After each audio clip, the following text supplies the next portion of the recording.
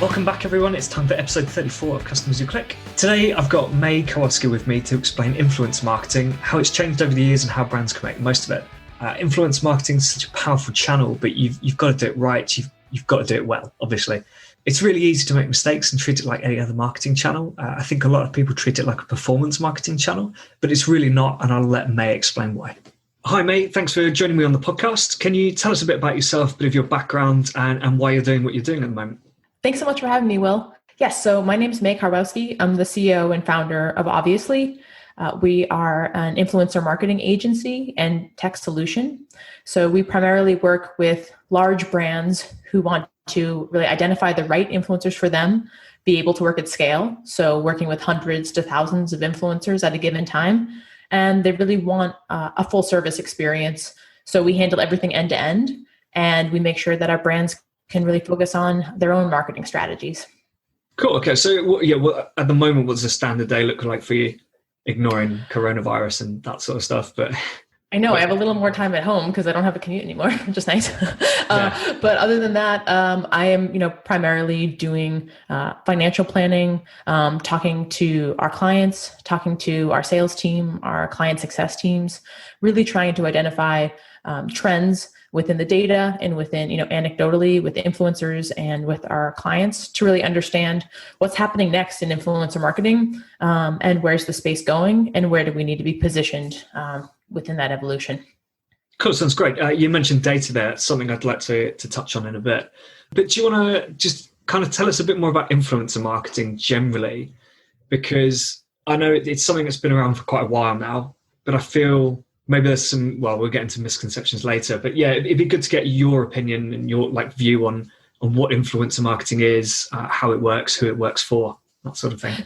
Definitely. So just kind of baseline, an influencer is a person who has, a social media presence, and they have been able to organically grow an audience for the content they're creating.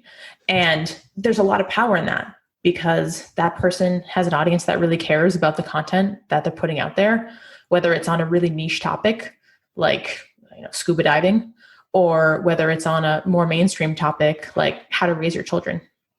So that's really interesting, and it presents a huge opportunity to us when you actually start to work at scale with influencers who reach a specific audience and a specific audience segment.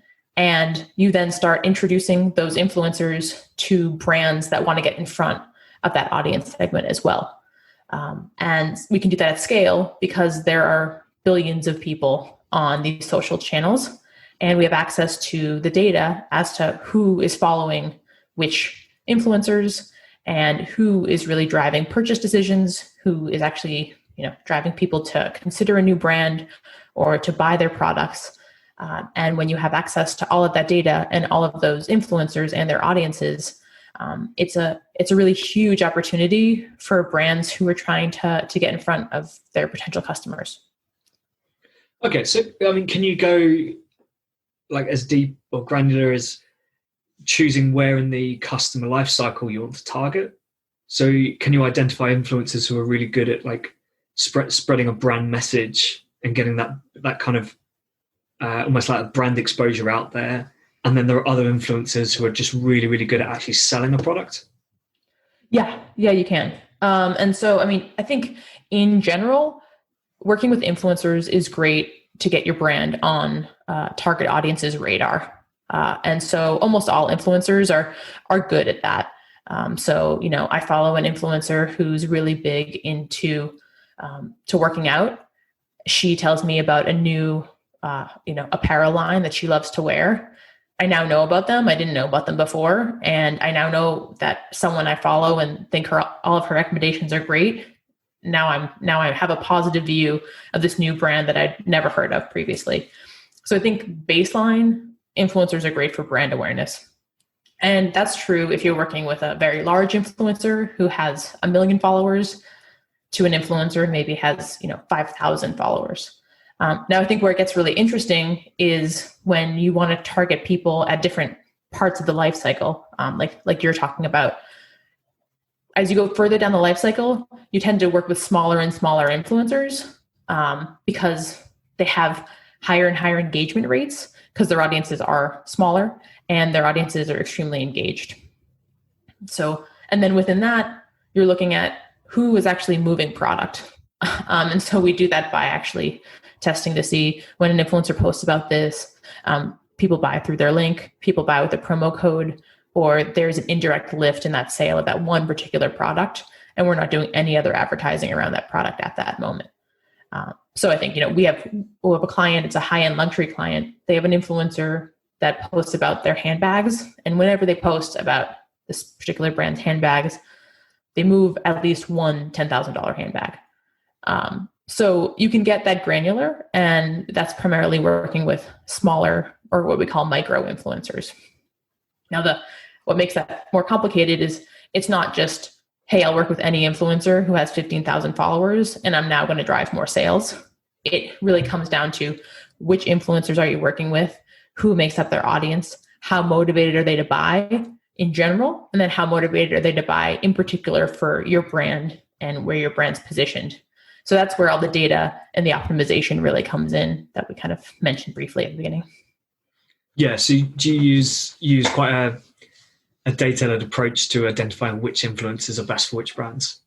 So definitely. And it's going more and more in that direction. I would say a few years ago, brands were primarily concerned with the aesthetic and the general reputation of the influencer that they're working with. They're like, oh, I want to work with Kylie Jenner or I want to work with, some big sports star. They're really thinking a bit more of a celebrity endorsement mindset.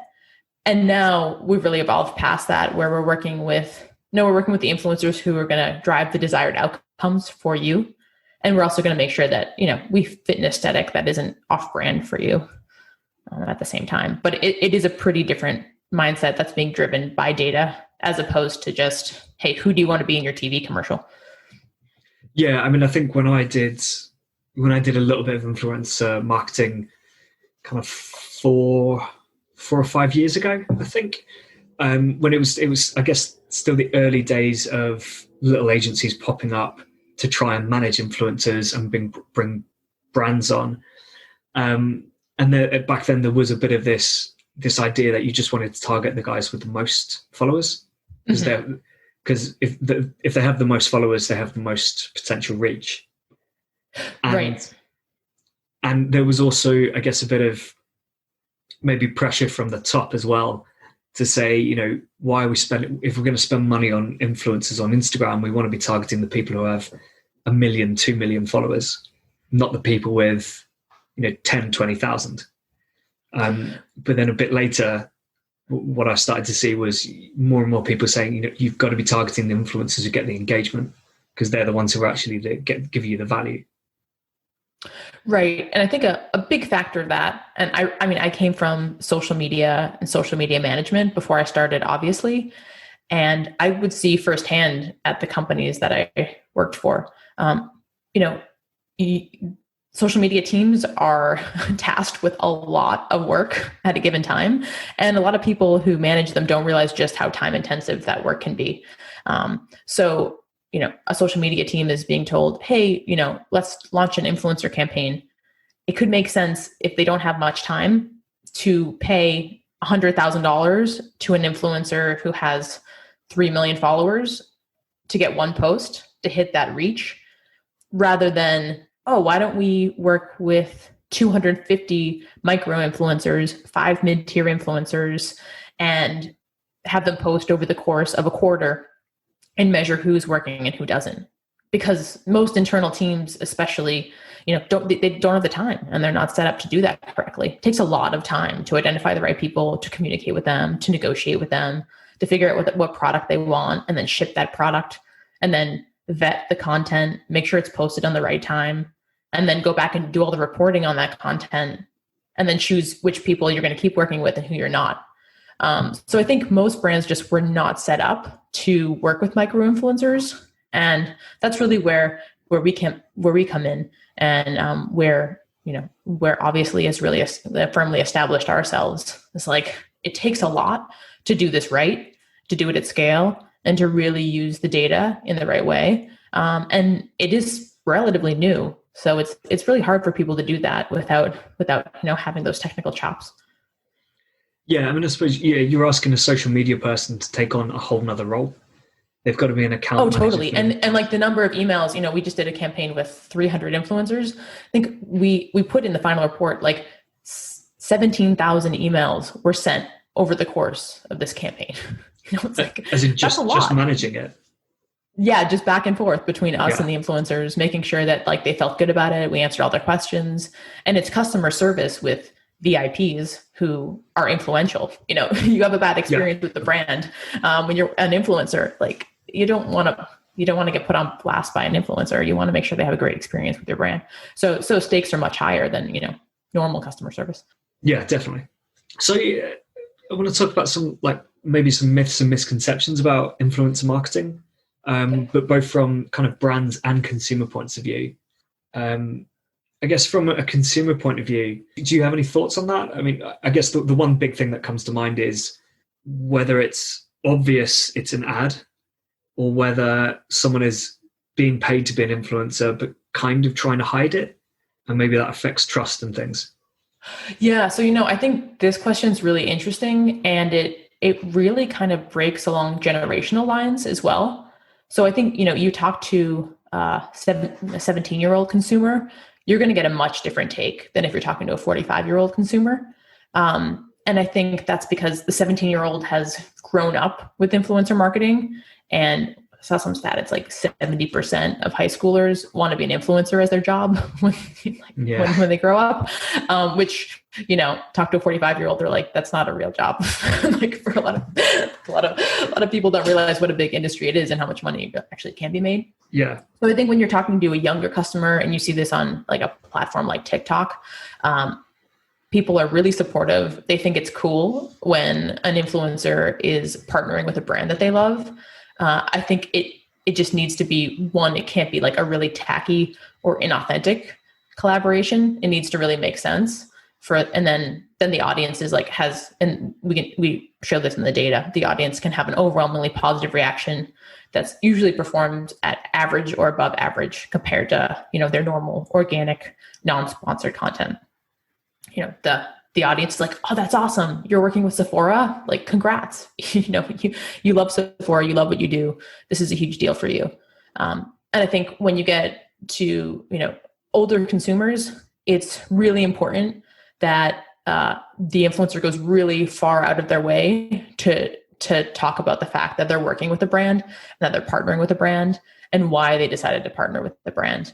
But I think even then you're really seeing that once they're clear and very transparent that this is a sponsored content, that most audiences, older audiences are fine with that as well. It's when, someone tries to sneak in hashtag ad at the end of like 20 hashtags and not be upfront about the fact that they're working with this company. Or if it's something that's just so clearly not a fit with that person's brand. I think wasn't it Ariana Grande did something with Starbucks where they had a drink named after her and she's vegan and the drink wasn't vegan. So she wasn't even drinking it in the post, things like that. Audiences are going to call that out because they're savvy. Yeah, definitely. That's disaster. Don't do that.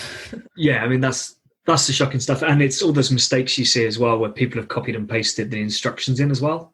Oh my God, that's terrible. I know. Yeah, that's why we don't even do creative briefs in a way that you could ever copy and paste, because it's like, that's the opposite of what we want. We want someone to tell us a story about why they like or care about this product or what it means to them in a real, genuine way. And if they can't do that or they don't feel that way about that product or brand, we don't want them to be anywhere near that brand in a sponsored content context. Yeah. I mean, I think one of my favorite favorite ad segment that I hear every now and again is on the Off Menu podcast. Basically what they've done is that they used to run literally just ad segments. So I think they use I can't remember what the site is called. They use one of the podcast sites that allows you to just add 30-second segments for advertisements to rerun.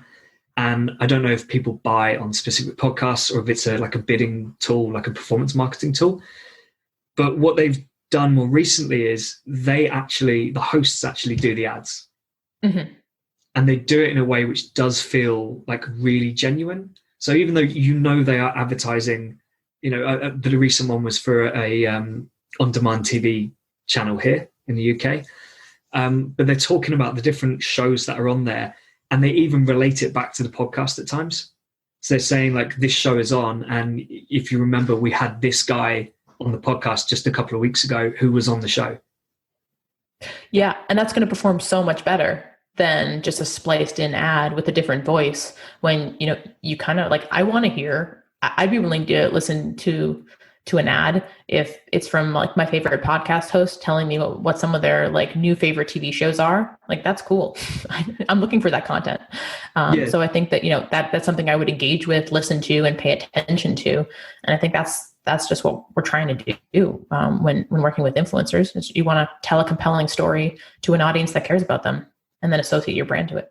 Yeah, exactly. And these guys are comedians as well. So, and that really comes across. Like you can tell they've either written the ads themselves or they've heavily influenced it.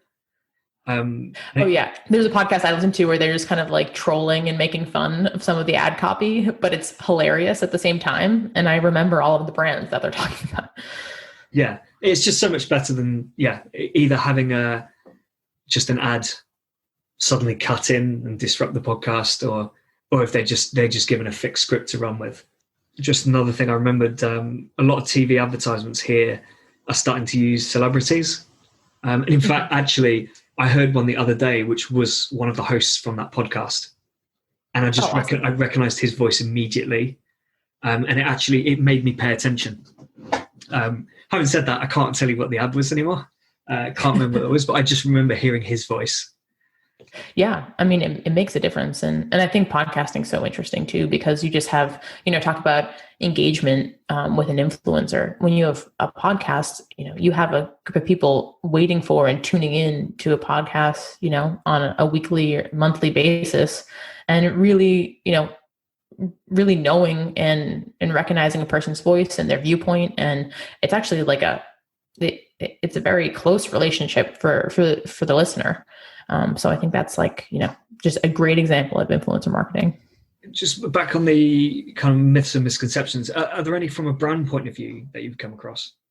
Yeah, I think a lot of brands are becoming really savvy when working with influencers, but there still is a real divide between what a brand expects from how influencers work and operate and their process, as opposed to how influencers work and operate in reality. I'd actually use, the example you just gave. It's the difference between having an ad snippet completely unrelated that the brand controls just dropped into the middle of a podcast versus the podcast host actually taking the time to craft it in a way that's very uniquely their own so that their audience cares about it. This can be a big problem with brands. So a brand sometimes just wants to take something that's very much their own vision, their own creative control, looks very similar to their own creative, their own website, their own advertising, and just make an influencer create content that's very similar to what they would normally do, what the brand would normally do, and just drop it into their feed and expect the results to be great. Whereas what actually works a lot better is when an influencer takes the product, takes a creative brief, understands the points that the brand really wants to highlight, but then they totally make it their own.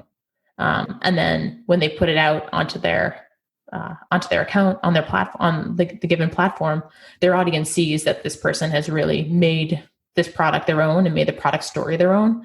And it's just going to perform so much better. And I think that can really be hard for some brands to realize, like, oh, I'm going to kind of cede all control here and let this influencer do what they want with my product. It's like, yeah, I mean, that's kind of the point, is we want to get in front of their audience and we want to do it in a real authentic way to drive better results for you. Yeah. I mean, they're supposed to be influencers, they're not like a performance marketing channel. Exactly. I mean, we'll have a creative brief from a brand. Yeah, we'll have a creative brief from a brand, and it will be like, can you have the perfume bottle at like a 45-degree angle? So like half of the label is clearly red and like a velvet backdrop. And we're like, this influencer has never had velvet, like, or an object like that in the forefront of any of their photos. Like they usually take photos with like their dog and their kids. Like this doesn't make sense. It's going to look really weird in their account on their feed. Yeah, I mean, it ties back to what you mentioned about the transparency and the authenticity earlier. If a product or a brand doesn't match that influencer, it's very obvious. And it's probably very obvious when even if it is a brand that you'd expect that person to want to work with or like working with, it's very obvious if it's marketing content that's been driven by the brand and they haven't actually had a say in it. Yeah, exactly. I mean, there's an influencer that I love to follow, and she's in the fitness and wellness space, and has a long-term partnership with a vitamin company, and she, like, all of her posts were about going to their headquarters to visit, to like learn more about what they do, to meet the marketing team, to just talk through like her thoughts on the new products, and that all kind of played out over a few posts and numerous stories on Instagram. But it was just so authentic because she was so excited to be there. She like worked out in their office gym. Like it was just such a great story because she is psyched about the brand. She loves their products. And it was clearly like, she's building this relationship with this company and she's driving a ton of sales for them as well. Yes, it's less of a, almost like less of an advertisement and more just almost like content marketing, but through the advertiser. Through the influencer even. Yep. Yeah. One example we love to give clients is like, hey, think about your most fashionable friend and, would you go to them for like what new jacket you should buy for this winter? Or would you go to your friend who like, you don't really care what they wear and you never really notice? Like you're going to go to your friend that you really care about their opinion because they have a really great fashion sense. Like we want to find all of those people for you and have them talk about your outerwear line. Do you ever do like any in-person stuff with them, or is it all purely related to their social media feed? So do you ever like arrange or work with brands on events that they want influencers to turn up to, and then the social content comes from that? We actually do a lot of experiential, and we found it to be just a really great way to work with influencers. And actually for a few reasons. One, it's really great to get an influencer to actually like meet and get to know the brand team, like not just on email, get to know everyone that they've talked to, get to learn more about the brand. The influencer feels really special too, because, if you're an influencer in the beauty category and you get to meet, the Ulta beauty team, which is like a really big retailer in the US, that's going to be really exciting to you. And you want to have a conversation with that team about, hey, what are all the different brands that you guys are launching in 2021? What are the trends you're seeing? Like, that's going to be a fun conversation. So we love to just facilitate actually meeting in person because it just brings the relationship so much further along, so much faster. And then the other big thing is that, outside of, given quarantines and COVID, brands have been spending so much on really amazing, intricate, beautiful, experiential activations. And usually those are at quite a high price point to like construct and produce, but you can only have so many people walk through them. The amount of foot traffic you can get through, an awesome activation at Coachella is, it might be 100,000 people max. So you're looking at a pretty high price point per person to actually go and experience that activation. But if you then bring, 25, 50 influencers through that activation, maybe they get to go before anyone else. And then they get to broadcast that to their followers. You've now extended the reach of that experience and to, potentially millions more people who are going to think it's really cool as well. But they didn't necessarily get to walk through it themselves. So it's a great way to really amplify what you're doing on the ground to more people. And then it's really exciting for the influencers, and it makes great content too. So, the influencers are excited and their audiences are excited. So the synergies there are really, really fantastic. Yeah, definitely. Yeah, I could see.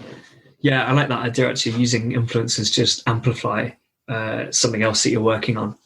Definitely. One thing we've been doing a lot of actually is virtual focus groups and like we do surveys as well, but really having a brand talk more to a group of influencers over Zoom and really like, having them try out the product, give their feedback on product, on, its appearance, packaging, directions, everything. And then having the brand be able to take that feedback and incorporate into their own merchandising plans. And that's been a great way to really kind of make that experience, that really have that in-person connection. Even now, if they can meet in person. Yeah, absolutely. I mean, I always talk about getting customer feedback. I think it's really, really important. And yeah, I suppose if you're limited in the number of focus groups you can do, you obviously want to get some feedback from the people who are actual customers and they buy from your brand frequently. But if you can get those influencers in who maybe buy from your brand as well, but also know the audience and know what people want, know the content they want, you can probably get a bit of feedback on the product, but you also get feedback on the marketing and the messaging as well. Yeah, definitely. So I mean, it's like say you're launching a fitness apparel line and you get your product to 20 top women influencers who have they've all been exposed to all the other apparel lines in the market.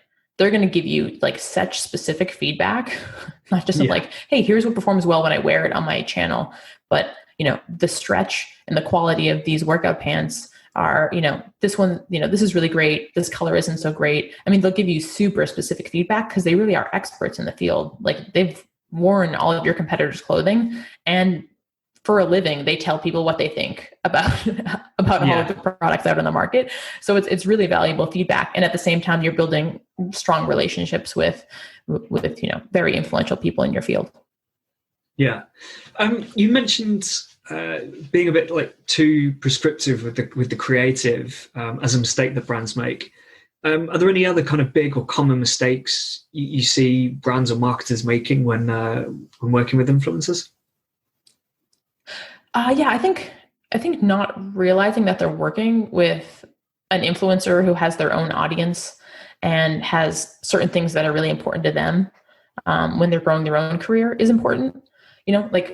And I understand why this happens. So if you're a brand manager, you're used to working with, a videographer, a photographer, people you contract with or who are on your staff.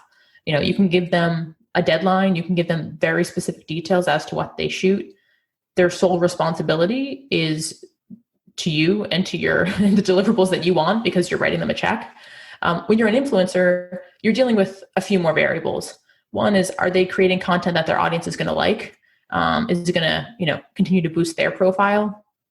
When should they post it? Most influencers are actually super busy. They're either traveling a lot or they're working with several brands, and they're really trying to figure out, and they know pretty well when they should post content and in what order to really get the best engagement possible.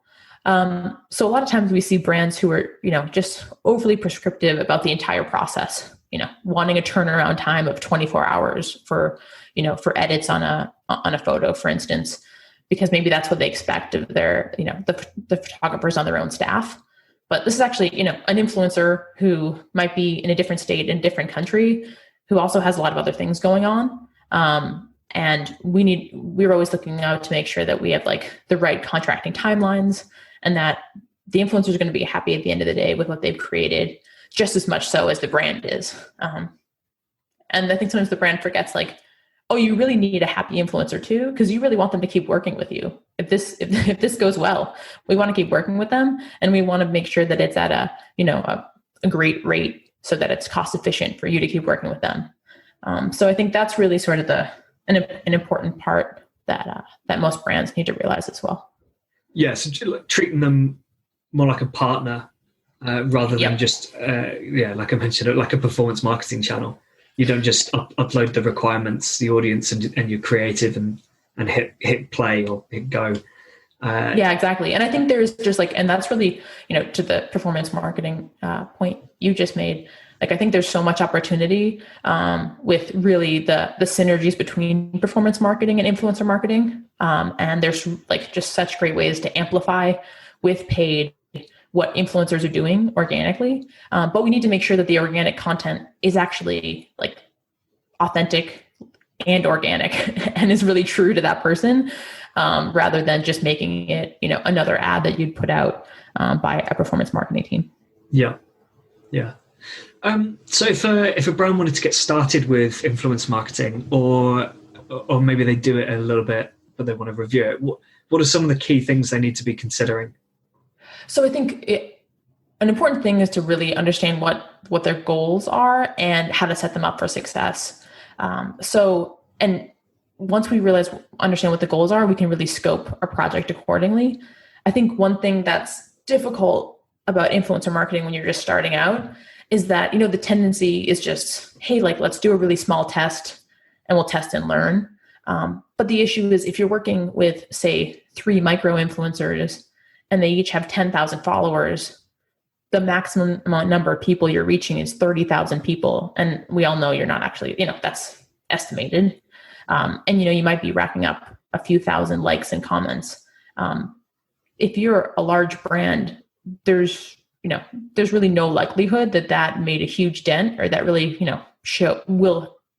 has the likelihood to actually like create a successful outcome for your brand. You still need to test at a certain level, and you need to achieve a certain amount of scale for a given brand to actually be able to demonstrate results. And that can be really hard when you're testing out working with influencers, because maybe you only have one person dedicated to it and you're not going to be ready to work with 50 influencers at a given time yet. But at some point, you're not achieving the scale to even see any real results. And I think that's where a lot of brands fall down. The number of brands who have come to me or come to Obviously and said, oh yeah, we tried it before, it really didn't work for us. And then we're like, okay, well, let's dig into what you did. And, they worked with 5 influencers and, they were all very small, or they worked with one really large influencer and, 25% of their followers were fake and the rest were nowhere near the audience segment this brand was trying to actually get in front of. So I think it's really making sure that you have the right goal in mind and that you have the right strategy to actually be able to validate what success looks like for you. Yeah. So it's not a cheap channel to test out. Would that be right? I mean, like you've got to be willing comparatively, it can be really cost efficient. If you look at what some D2C brands we work with, they're spending millions of dollars on Facebook and Google. So, you could achieve some really significant results with, a tenth of with $100,000 or with $50,000. So I think relatively it can be super cost efficient compared to their other channels. But I think sometimes people are like, oh, let's try it out with $1,000 that we'll give a few $100 to 4 influencers and see how it goes. It's like, okay, well, you're not really going to be able to learn much from that. Like, I don't want to be the bearer of bad news, but you're not going to be able to tell if that was successful or not because it's just too small. Yeah, so it can be really cost effective, really good ROI, but you have to be willing to put a bit of money into it to get it going. Right. And getting over that hump, understandably, I too am a business owner. So I get that can sometimes be it can be a higher hurdle, especially if you're a small brand just entering into the market. But I think that's also really where you can differentiate as a small brand and have a really core group of influencers who love your company, have really strong relationships with you, and are just going to champion you in a way that, your potentially much larger competitors don't have that edge. Yeah, absolutely. Do you see any big trends coming up in either the way businesses use influencers, or how influencers operate, how consumers respond to influencers? Yeah, just influencer marketing generally. Any big trends you see coming up in maybe the next 12 to 18 months? We're really seeing brands push for more holistic influencer programs. And, I would say for the last few years, it's been, they'll do maybe one really large campaign around several brand launches or product launches. But now we're seeing okay, we need our whole 2021 plan mapped. We need to know who we're working with, over what time period. how much are we working with each given influencer?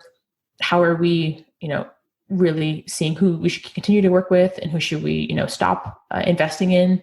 And then who should we be recruiting and when? And really creating a whole network of influencers that they're working with over the given year and then into 2022, 2023.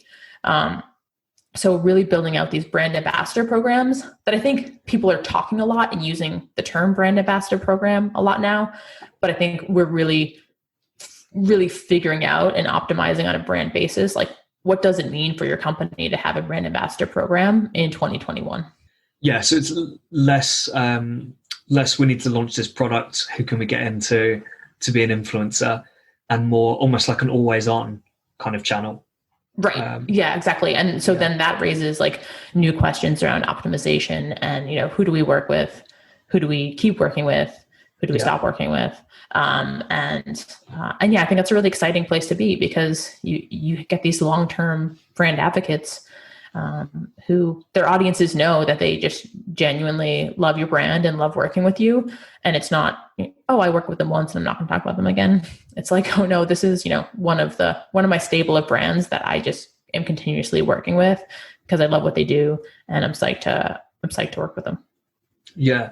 It just reminded me of when I ran some TV advertising a few years ago, and we got advised that the strategy for TV advertising is to do, I think it's 6 weeks on, like 4 weeks off, 6 weeks on, 4 weeks off, and basically just keep rolling it. So you can't do one campaign, but also you can't do it all the time. So you have this kind of on off, but almost like, so it's almost always on because it kind of links up with other channels and things. But you can't just do it as one campaign and to launch a product and that's it. Like if you're going to get the most out of TV, you have to run it over a sustained period.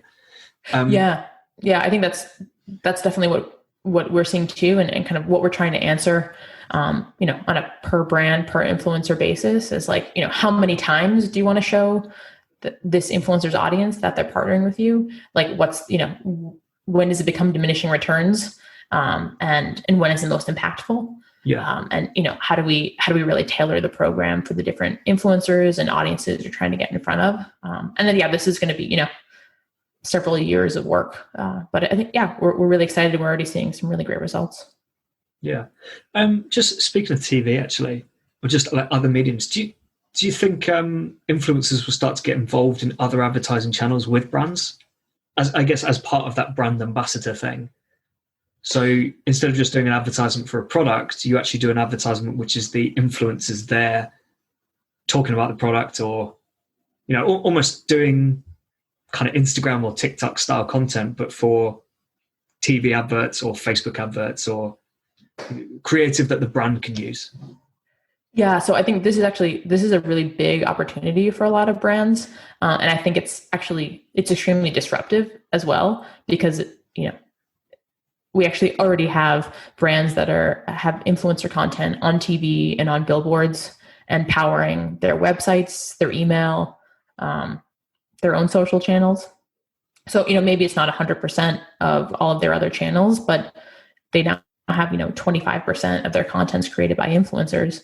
And when you look at, how much it costs to engage with an influencer versus how much it costs to have, that creative team, either through an advertising agency or internally, the cost savings is quite significant. One of our largest clients, they actually were able to reduce their creative budget by 80% on the projects that we had influencers working on. So I think that and also the content was performing better than the content that the brand team internally had been creating. So I think that there's a really big opportunity there for brands to really tap into this content, and that these creators are putting out onto channels have been like fine tuning and understanding what's really going to catch someone's eye, and be able to use that elsewhere in a really cost effective way. Yeah, well, I think it comes down to that, which like user generated content. It's I guess a bit more trustworthy, feels more genuine if an influencer is talking about it. I actually had definitely a podcast episode about podcasting, actually, and he mentioned that one of the biggest mistakes brands make is that they they either insist or think that it should be someone in the company who is the podcast host. And actually, it doesn't have to be. It's just the way businesses think. They just assume that, this is another marketing channel we're activating, so someone in the company has to run it. And he actually said, so a lot of the time it's better to have someone external host it, because also you take away that like conflict of interest, and it becomes a bit more transparent. Obviously, if the host of the podcast is an employee of that brand, they're only going to say good things about the brand. Yeah, I think you just have the inertia of a brand marketing team that no one's gonna. It's not really it's definitely a more disruptive thing to come in and say, okay, we're going to be significantly cutting this team and cutting our budget because we're going to have influencers we work with now creating this content. So that can be a really hard thing. But what we have seen, especially this year, within so many brands, especially when quarantine was like first put into effect, their own production teams could not create content. So we actually had a flurry of contracts come in for influencers who already had, a studio at home, or they already had their own setup at home, and they just started live streaming on behalf of the brands. They started creating all the content for the social channels and for the ads. So none of the brands went dark during, the first few weeks of quarantine as they figured out their own production workflows. And so that was really cool to see. And we're like, oh, they could actually do this all the time. And the engagement was extremely high, and the cost was greatly reduced. So I think it is really interesting. Yeah, I guess the way to be less disruptive with it is to kind of activate new channels with influencers, like start off by doing things that the current teams aren't doing, and then kind of, I guess, start to blend them in a bit and say, well, actually, we think there's more opportunity here for influencers as well. Definitely. Yeah. And I think that a really interesting part about influencer content is that, I think there's so much promise with UGC, and I think reviews are just so powerful. But I think when you start getting into UGC, there's photo or video, brand teams quickly learn that the quality is so variable, and usually it's quite poor. So it can actually be hard to, there really is a trade-off of will this actually diminish our brand if we put this on our own owned channels or our own website? Whereas with an influencer, their aesthetic, their body of work, you have the same user-generated vouching for your product, and they're usually extremely detailed if you want them to be, but the quality is going to be of a certain level where you really can use it and people are really going to pay attention for the right reasons. So I think there is a lot of promise there. Yeah, I know what you mean about user-generated content can be of questionable quality. I mean, some of it's great, but some of it you're that might actually really work. And you might really move some product, but I don't know if the brand's going to want to put that on their own, in their own email. Yeah, yeah, exactly. Moving on a little bit, do you have any pet peeves when it comes to marketing? Yeah, I think one pet peeve I have is brands not recognizing their attribution issues. I think sometimes retargeting just gets so much credit for so much else that's happening along the customer journey. And I think that brands just need to be really critical of the data that they're looking at. I think that happens to us quite a bit. We'll do a very large brand awareness campaign, and then, the brand's retargeting efforts all of a sudden become so much more successful. And it's that's because more and more people now know about them, went to the website once, clicked through, and then eventually bought after they were retargeted to a few times. So I think that that to me can be frustrating, because it's we launched this big campaign, and then, your retargeting campaign all of a sudden really started to outperform. Let's look at the correlations there. Yeah. So I think a lot of brands do have, a lot of troubles mapping the customer journey. And I think that, I would just advise real caution there, because I think there's a lot of really important things that can be gleaned from the data, but you got to really look at it critically. Yeah. And I mean, when that happens, obviously, when good things happen, the team who gets impacted by that is less likely to kind of dive into the data and explore it. Yeah, it's like, yeah, exactly. It's like, oh, the paid team's crushing it now. It's like, well, maybe they're crushing it because we just exposed 2 million people to like in a really valuable customer set who never knew about your brand before, and then they went to check it out, which is great. Like, you need to do all of those things together. But I think it is easy to say, oh, my numbers are great, I have to be the reason for it. Yeah, definitely. And finally, do you think there's an underrated aspect of marketing at the moment? I think that working with customers, or we call them the nano influencers or customers, and actually getting their feedback, making them feel special, really like creating a community is extremely important. And there are some really, Glossier, I think, is an excellent example. There are a number of brands that are really just doing a fantastic job, really reaching out to their community and building a strong community. I think that is definitely underrated, because if you can just get customers who already work with you, who already buy from you, who already love your product, to just continually tell their friends and followers about how much they love you and have them create content on your behalf, I think that's hugely impactful. And then, if you're able to really scale that community, that becomes just like a huge asset for any brand. So I know I kind of made a dig at UGC earlier, but I think that's really just if it's, being featured maybe within your email on your own website. But if you can get, influencers from, someone with millions of followers down to someone who has, 1,000 followers, if they love your brand and they would love to, have a closer relationship with your brand, to be able to really make that happen is just very impactful. And it really separates out the extremely strong brands from the weaker ones. Kind of links into loyalty schemes and things. I've had a few conversations with people recently about loyalty schemes and how it really bothers me that so many of them are just points for every pound or dollar you spend. And that's pretty much there's a huge opportunity there. Yeah, that's pretty much the only interaction you have with that loyalty scheme. Every now and again, you get an email saying you've got X number of points. Once you hit this level, you'll get a discount. Definitely, yeah. I think I'm in a Facebook group for this sneaker company called Noble, and people post every single day with here's the pair I'm wearing today, and it's the same people have 30 pairs of shoes, and they're just obsessed with this company, and they're like, wow, this is the number of pairs of shoes per customer just must be through the roof for a certain segment of people who are just so excited to post within this community. I really hope that they're capturing this and feeding this and making these people feel really special. I think there's you'd hope so. Much there. Yeah, I know. Should write them an email, I guess. Yeah. Cool. Well, it's been absolutely fantastic stuff. Influencer marketing, I think there's a huge opportunity out there still.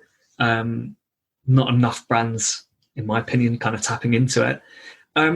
How can people get in touch if they want to find out more or look into influencer marketing? Yeah, how do they get in touch? Yeah, definitely. So our website is obvious.ly. You can drop me an email at mae@obvious.ly. We're happy to have a conversation. Perfect. Thanks so much. Yeah, thank you. Influence marketing is a really exciting space. I think there's so much more to come from it, whether it's using its path to an always-on campaign or just for specific customer activations and experiences. If you want to do it yourself, you're going to have to work hard and really dedicate some resource to it. It's pretty much an account management role on top of whatever other job you're doing at the time. And that's why using an agency obviously makes sense. You've got to work hard to identify the influencers who match your brand, and hopefully they'll just be out there in the wild anyway. Don't be overly prescriptive with your requirements. You'll put a lot of influencers off, and you just won't get the performance from the others, as the audience will know it's not really a post from them. It looks more like an advert. Most importantly, don't treat it like a performance marketing channel. It's not at all. It's a much more like a partnership marketing channel. If you'd like to learn more about influence marketing, please reach out to Mae on LinkedIn or head to obvious.ly. If you've used influencer marketing before, I'd love to hear from you. So please email will@customerswhoclick.com with your experiences, whether they've been good or bad. It'd just be great to see how this has been working for people. Next up, I've got Fiona Stevens, the head of marketing at Loyalty Line, and we're talking about loyalty programs and the different ways brands can benefit from them. But until then, keep those customers clicking.